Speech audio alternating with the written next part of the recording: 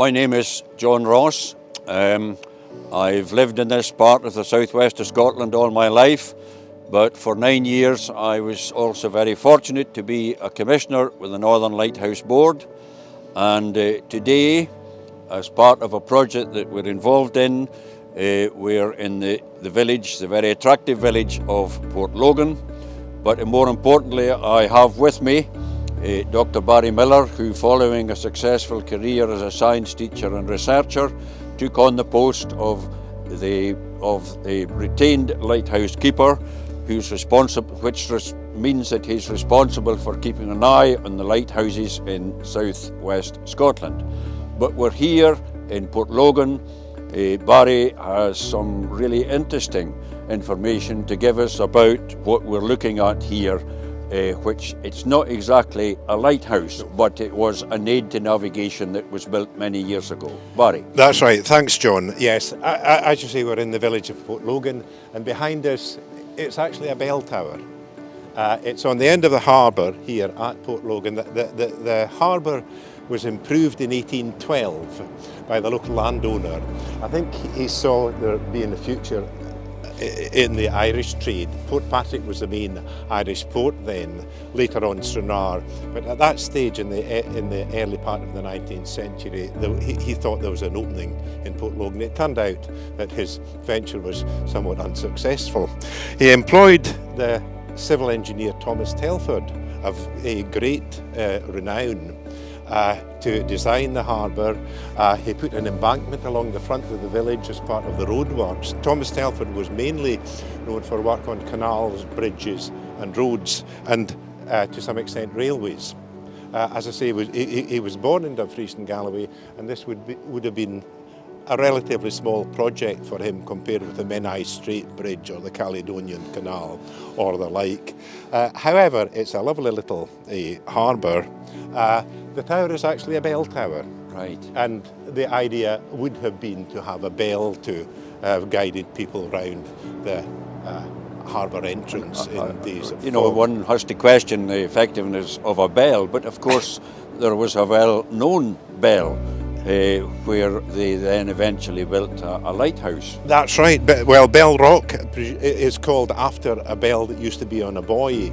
There were a huge number of tragedies on that particular site, and after the Bell Rock lighthouse was built, it predates this in actual fact.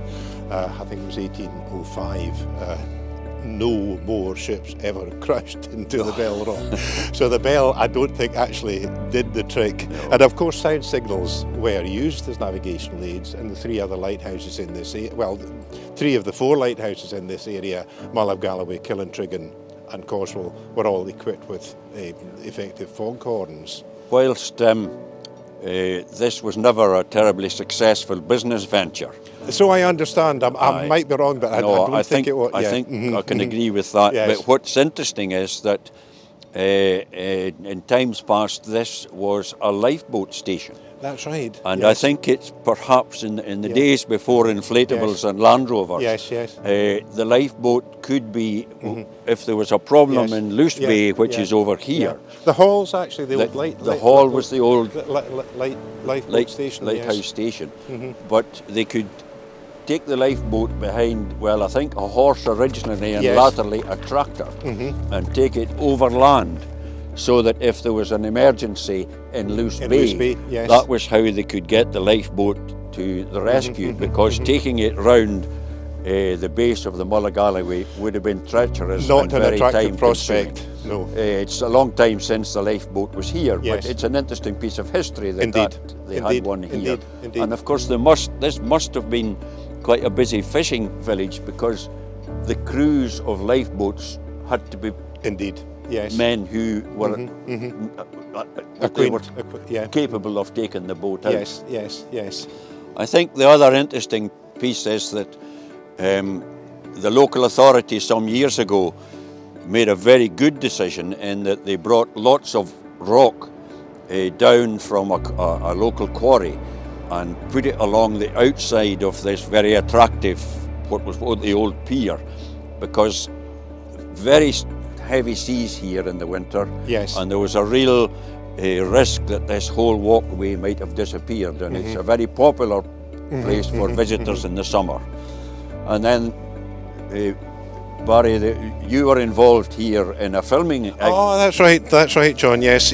In 2007, the Gerard Butler film, The Vanishing, the opening shots were done on Port Logan Harbour, where they went out to the Flannan Islands. Yes.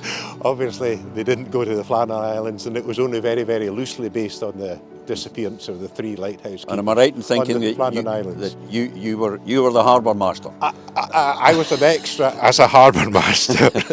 So I was on this harbour smoking a pipe. We were down here for 2 days filming, and the lighthouses that were used in the film were actually Mull of Galloway, Killintriggan and Coswell. That's so right. Nothing really to do with the Flannan Islands. And the other event, the filming event, was some time before that, when BBC Scotland produced a programme called 2,000 Acres of Sky. I remember that, John. And yes. you know, this land that we're looking at here, that was depicted as the island. Yes, this was the village, wasn't it? This was the village, and that was the island. Yes. And Portpatrick was the mainland. Right. And that was a very popular. Yes, indeed. Very popular. Michelle Collins was in it. That's right. Yeah, it was a very popular programme, and it certainly brought the village of Port Logan into the public knowledge. So it's been in quite a few media events then.